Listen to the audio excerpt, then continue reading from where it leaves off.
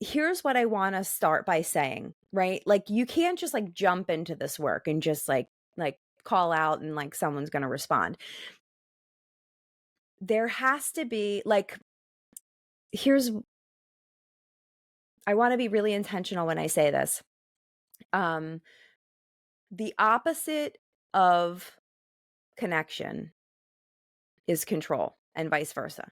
So, like for me example, growing up the way that I did and experiencing the things that I did, I grew up very like hyper vigilant, very fearful, right? And I always say like a life lived in fear is a life half lived. That's really how it was. So I was trying to control things in my life to create a sense of safety, feel protected, right? Because I experienced things that didn't allow me to feel that way when I was, growing up and into my teens.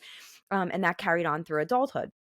So once I started to release control, that kind of control, and really stop trying to manage everything and everyone in my life, it started to create a different sense of connection with people here in the physical world, people I'm in relationships with, friendships, family, um, but also then in the spirit world.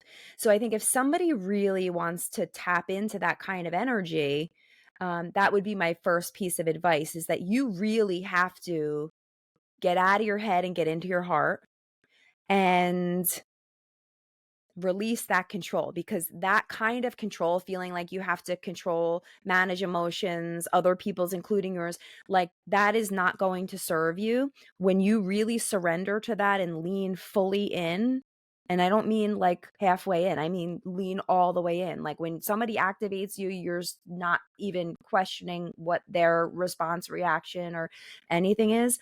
It's really looking inward and looking at that mirror that's shining back at you.